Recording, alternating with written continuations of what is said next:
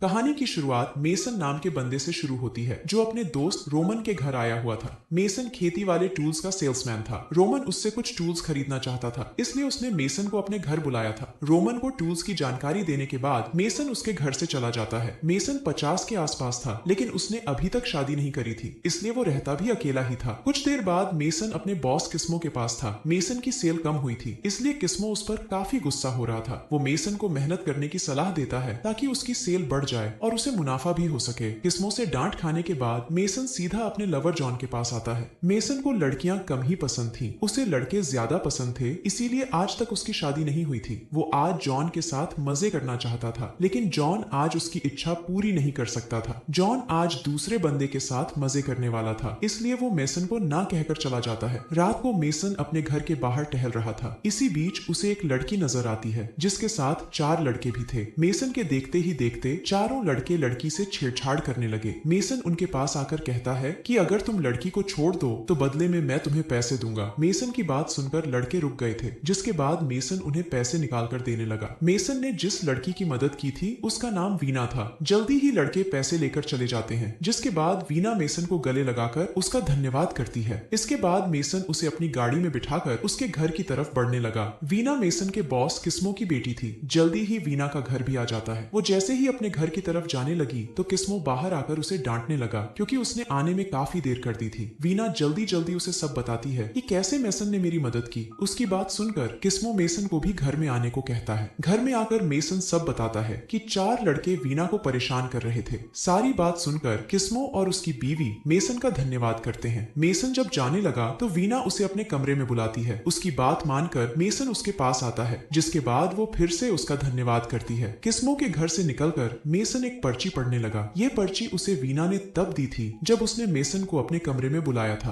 पर्ची पर लिखा था कि कल मुझे स्कूल से ले जाना। अगली सुबह मेसन साइकिलिंग करने लगा था। वो रोज सुबह साइकिलिंग करता था और इसे कभी भी नहीं छोड़ता था। साइकिलिंग करने के बाद वो अपने काम पर लग जाता है। शाम को जब स्कूल में छुट्टी होती है तो वो वीना को लेने स्कूल भी पहुंच जाता है। वीना भी उसे देखकर खुश हो गई थी, लेकिन इसी बीच किस्मो भी वहां पहुंच जाता है और वीना को लेकर चला जाता है। अगली सुबह जब मेसन साइकिलिंग कर रहा था तो उसे एक सुनसान जगह पर वीना मिलती है। मेसन जैसे ही उसके पास आता है तो वो उसे चूमने लगती है। मेसन उसे रोककर सड़क से दूर लाता है और फिर दोनों एक दूसरे का पानी निकालने लगते हैं। दोनों पानी निकालकर जैसे ही रुकते हैं तभी उनके पास पुलिस भी पहुंच जाती है। कुछ देर बाद मेसन पुलिस स्टेशन में था और अफसर हेनरी उसके पास आकर कहता है कि तुम 50 के हो, लेकिन तुम 18 साल की लड़की के साथ पकड़े गए। मेसन उसे बताता है कि मैंने लड़की के साथ कोई जबरदस्ती नहीं की थी, बल्कि उसकी मर्जी से ही सब कुछ हो रहा था। यह सुनकर हेनरी उसे बताता है कि हमने लड़की के बाप को भी बुलाया था और उसे सब कुछ बताकर लड़की को जाने दिया। इसके बाद वो मेसन को वीना से दूर रहने की सलाह देता है, क्योंकि वीना एक अमीर बाप की बेटी थी। इसके साथ ही वो मेसन को एक ब्रेसलेट देकर कहता है कि ये ब्रेसलेट तुम्हारी लोकेशन पुलिस को बताएगा। हमें तुम पर शक है कि तुम लड़की को भगा सकते हो, इसलिए तुम्हें ये ब्रेसलेट पहनना होगा, तभी तुम यहाँ से जा सकते हो। मेसन यहाँ से जाना चाहता था, इसलिए वो हेनरी की बात मानकर ब्रेसलेट पहन लेता है। कुछ देर बाद मेसन सीधा किस्मो के घर आता है। किस्मो इस समय अपने दोस्त से बातें कर रहा था और मेसन बाहर ही रुककर उनकी बातें सुनने लगा। किस्मो अपने दोस्त को बता रहा था कि मैंने मेसन को सेल्समैन की नौकरी से निकाल दिया है। अगर उसने मेरी बेटी के आसपास आने की कोशिश भी की तो मैं उस साले को गोली मार दूंगा। मेसन यहाँ किस्मो से माफी मांगने आया था, लेकिन उसके तेवर देखकर वो बाहर से ही चला जाता है। अगले दिन मेसन अपने लवर जॉन के साथ था। जॉन उसके साथ मजे करना चाहता था, लेकिन आज मेसन का मन नहीं था।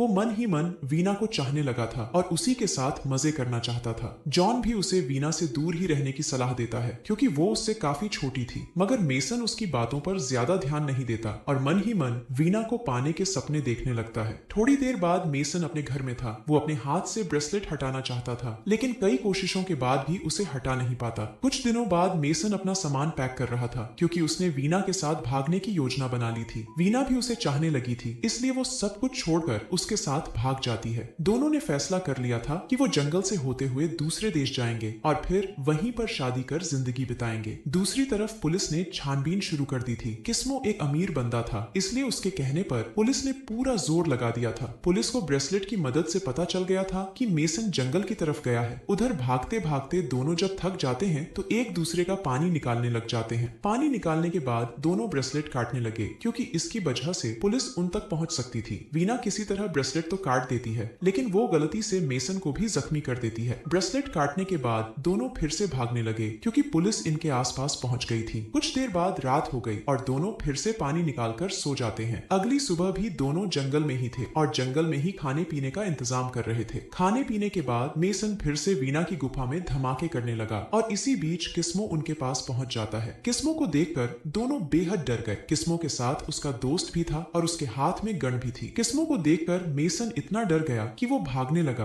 और किस्मो उस पर गोली चलाता है। गोली मेसन को नहीं लगती। वीना अपने बाप को रोकने की कोशिश करती है लेकिन वो उसकी बात नहीं सुनता और मेसन के पीछे लग जाता है। भागते भागते मेसन एक पहाड़ी के किनारे पर रुक जाता है और तभी किस्मो भी उस तक पहुंच जाता है। किस्मो बेहद गुस्से में था और वो कभी भी मेसन पर गोली चला सकता था। इसी बीच वीना भी उनके पास पहुंच जाती है। वो फिर से किस्मो को रोकने की कोशिश करती है और तभी मौका देखकर पहले मेसन पानी में कूदता है और फिर उसके पीछे पीछे वीना भी पानी में कूद जाती है। वीना की हरकत देखकर किस्मो उदास हो गया, जिसके बाद वो वहां से चला जाता है। मेसन और वीना एक बार फिर से भागने लगे और भागते भागते एक बंद पड़े घर में पहुंच जाते हैं। घर में आकर मेसन ने कपड़े पहन लिए और साथ ही साथ वो खाना भी बनाने लगा था। खाना खाने के बाद दोनों पानी निकालने लगते हैं और फिर बातें करने लगते हैं। वीना शादी के बाद बच्चे चाहती थी और साथ ही साथ कोई नौकरी भी करना चाहती थी। वो ये बातें जब मेसन को बताती है तो वो परेशान हो जाता है। मेसन वीना से शादी तो करना चाहता था लेकिन ना तो वो बच्चे चाहता था और ना ही वीना से नौकरी करवाना चाहता था। अगली सुबह मेसन नींद से जागता है और उसे घर में वीना नजर नहीं आती। वीना फल सब्जियां तोड़ने बाहर गई थी। मेसन उसे जल्दी जल्दी घर में लाता है ताकि कोई उन्हें देख ना ले। घर में आते ही वीना नाश्ता बनाने लगी जबकि मेसन परेशान नजर आ रहा था। वीना उससे परेशानी का कारण पूछती है लेकिन वो कुछ नहीं बोलता और चुपचाप घर से निकल जाता है। वीना भी उसके पीछे पीछे बाहर आती है और उससे घर छोड़ने का कारण पूछती है। मेसन उसे बताता है कि मैं अपने घर वापस जा रहा हूँ, मैं तुम्हारे साथ शादी नहीं कर सकता इसलिए मैं तुम्हें अभी छोड़ रहा हूँ। उसकी बात सुनकर वीना परेशान हो गई। मेसन अब तेजी से भागने लगा था और वीना भी उसके पीछे लग गई थी। मेसन उससे दूर जाना चाहता था जबकि वीना उसी के साथ रहना चाहती थी। कुछ देर भागने के बाद जब मेसन थक कर रुक जाता है तो वीना उसके पास आती है। वीना को लगने लगा था कि शायद मेसन का मन बदल गया। मेसन अपने कपड़े उतारने का नाटक करता है और फिर मौका देखकर वीना के हाथ पैर बांध देता है। इसके बाद वो साला उसे सड़क किनारे रखकर कहता है कि जो भी तुम्हें देखेगा वो तुम्हारी मदद जरूर करेगा। इतना कहकर वो चला जाता है जबकि वीना अकेली रह जाती है। कहानी के आखिर में पुलिस को कोई फोन कर बताता है कि उसे जंगल में एक लड़की मिली है। मेसन अपनी पुरानी जिंदगी में लौट आया था और किस्मो ने भी उसे माफ कर दिया था क्योंकि वीना सही सलामत घर लौट आई थी। मेसन फिर से बंदों के साथ ही संबंध बनाने लगा था क्योंकि उनके साथ संबंध बनाकर ना तो उसे बच्चों की सिरदर्दी थी और ना ही उस पर शादी का दबाव था। मेसन अपनी जिंदगी अपनी मर्जी से जीना चाहता था, इसलिए वो अपनी जिंदगी से कोई समझौता नहीं करना चाहता था। इसी के साथ इस कहानी का